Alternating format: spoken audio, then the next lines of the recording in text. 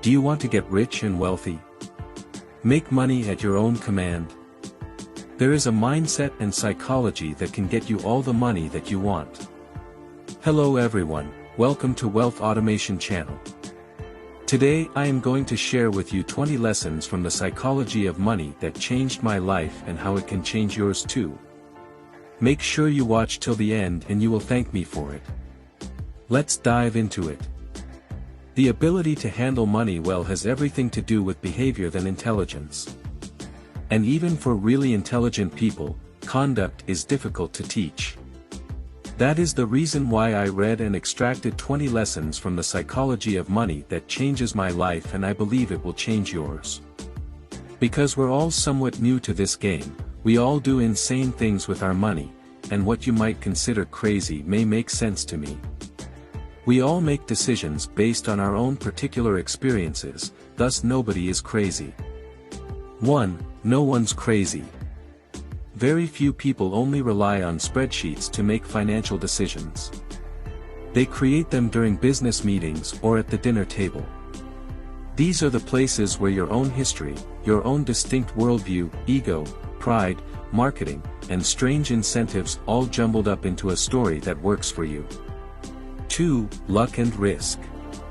If you treat luck and risk with the respect they deserve, you'll understand that it's impossible to accurately assess a person's financial success, whether it be your own or someone else's. Because the outcome was more likely impacted by extreme ends of luck or danger, the more extreme the outcome, the less likely it is that you can apply its lessons to your own life. In order to keep playing until the odds are in your favor, the answer to dealing with failure is to set up your financial life so that a few bad investments here and a few missed financial goals there won't bankrupt you. 3. Never enough. Getting the goalpost to stop shifting is the hardest financial skill to master. It's social comparison that's at fault here. Enough is not insufficient. No matter the possible reward, there are many things that are never worthwhile to risk. 4. Confounding compounding. A modest beginning point can produce outcomes that are so amazing that they appear to defy logic. This occurs when anything compounds, or when a small growth acts as the fuel for further growth. When compounding isn't intuitive, we frequently neglect its potential and concentrate on finding other ways to solve problems. Not because we overthink things, but rather because we don't often pause to contemplate the possibility of compounding. 5. Getting wealthy versus staying wealthy. Maintaining wealth necessitates doing the exact opposite of taking a risk. It calls for humility and the dread that what you've built could be snatched from you just as quickly. Since past success can't be counted on to recur continuously, it needs frugality and the understanding that at least some of what you've made is due to luck. Compounding is not dependent on generating large profits. The only thing that counts is good returns sustained over the longest amount of time, especially during times of turbulence and havoc. Avoiding a certain amount of danger is being conservative. By improving your chances of surviving, margin of safety increases your chances of success at a particular degree of risk. Its secret is that you need a lesser edge to achieve a favorable result the bigger your margin of safety. It's vital to have a barbell personality, which is upbeat about the future but worried about potential obstacles. 6. Tails, you win. A lot of business and investing situations operate in this manner.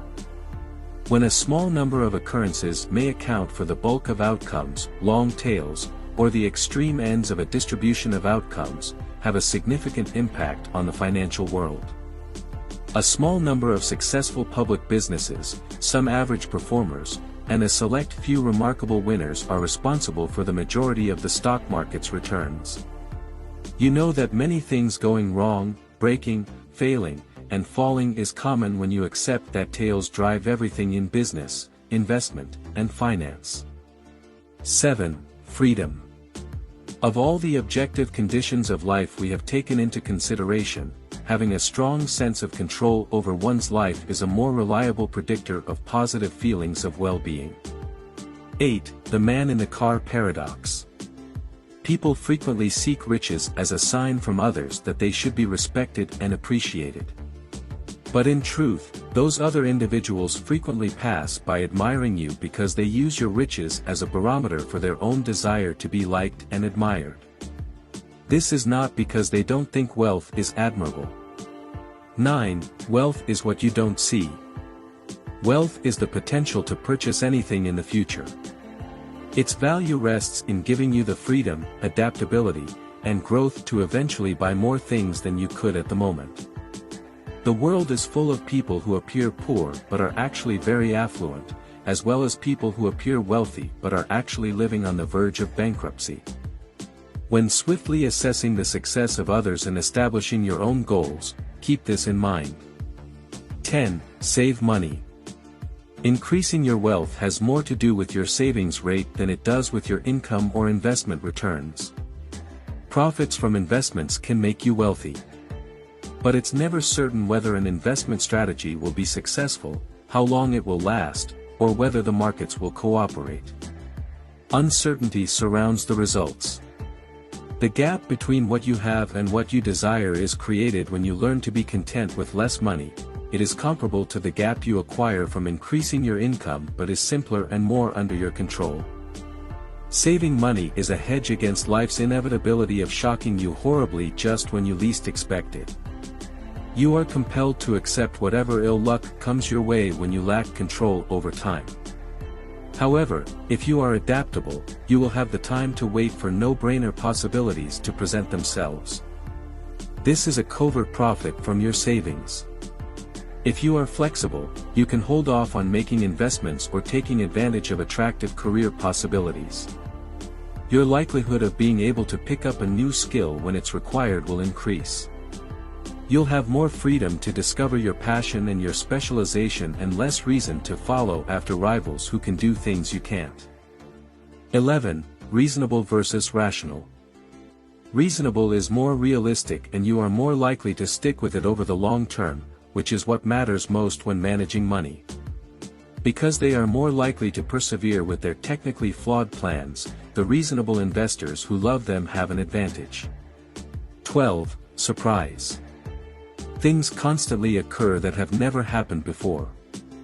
The majority of what's going on in the world economy at any given time may be traced back to a small number of previously unforeseeable occurrences. 13. Room for error.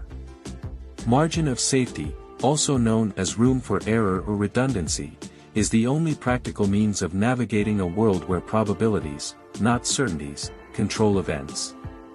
A range of possible outcomes can be tolerated with room for error, and endurance allows you to persevere long enough to increase your chances of profiting from a low-probability outcome. An underappreciated form of leeway for error is having a difference between what you can withstand physically and what is emotionally possible. Except for the risks that are too absurd to even enter your head, any danger can be planned for. And those strange things can hurt the most since you don't have a plan for how to handle them and they happen more frequently than you believe. 14. You'll change. Making up a goal is simple and enjoyable. It is quite another to envision a goal in light of the everyday challenges that come with competitive endeavors. The extremes of financial planning should be avoided. The likelihood that you'll have regrets in the future increases if you think you'll be okay with a very low salary or decide to work long hours in quest of a high one. An excellent way to reduce future regret is to embrace the idea that financial goals set when you were a different person should be abandoned mercilessly rather than kept alive and dragged out. 15. Nothing is free. One of the lessons to learn in 20 Lessons from the Psychology of Money is that nothing is free. Having the kind of mindset that enables you to stay around long enough for investing to work in your favor requires you to view market volatility as a fee rather than a fine. 16. You and me. Prices that seem absurd to one person may make sense to another when investors have diverse aims and time horizons, which they do in every asset class. This is because the factors those investors pay attention to differ. Bubbles develop when the momentum of short-term returns draws enough capital that the investor population's composition changes from primarily long-term to primarily short-term. When long-term investors playing one game begin to take their signals from those short-term traders playing another, bubbles begin to cause harm. 17. The seduction of pessimism. Optimism is the conviction that, despite temporary setbacks, the chances of a positive outcome are in your favor in the long run. Pessimism lends itself better to narrative construction because the stories tend to be more recent and up-to-date. Positive stories call for examining a lengthy period of history and growth, which people frequently overlook and require more work to put together. 18. When you'll believe anything. You are more likely to believe a story that exaggerates the likelihood of something being real the more you want it to be true. Everyone has a limited understanding of the world. However, we create a comprehensive story to fill in the blanks. When making plans, we concentrate on what we can and want to do, excluding the plans and abilities of others whose choices might have an impact on our results. 19. All together now. When things are going well, make a special effort to be humble. When things aren't going so well, be forgiving and compassionate. Because things are seldom as good or horrible as they seem. The world is vast and intricate. More money, less ego. The difference between your ego and your income is represented by your savings, and wealth is what you can't see. Make financial decisions that will allow you to sleep at night. The most effective thing you can do to improve as an investor is to extend your time horizon. Accept that a lot of things will go wrong. Because a small minority of factors account for the majority of results, you can be incorrect 50% of the time and still make a lot of money. Use money to take back control of your time, since a lack of control over time is a major obstacle to happiness. Be more cordial and subdued. Nobody is as taken aback by your stuff as you are. Save. Simply save. You can save without having a reason in mind. Set a price for success and be prepared to pay it. As nothing worthwhile comes for nothing. Allow for imperfection in worship. Be careful when making financial decisions. Risk should appeal to you since it eventually pays off. However, you should be wary of disastrous risk since it discourages you from taking further risks that will eventually pay off. Make sure your actions are not being influenced by those playing a different game by defining the game you are playing. Because people have such a wide range of aims and aspirations, intelligent, well-informed, and reasonable people might disagree on financial matters. 20. Confessions. The best chances of long-term success, for the majority of investors, come from dollar-cost averaging into an index fund with modest fees. I hope you enjoyed 20 lessons from the psychology of money and are willing to take the lessons and transfer it to your life so that you can make a positive change. Thanks for watching. Click on the link below to get this book, The Psychology of Money. Also, don't forget to subscribe, comment and turn on notifications by clicking on the link below, so you don't miss more videos of how to make money, invest and change your life.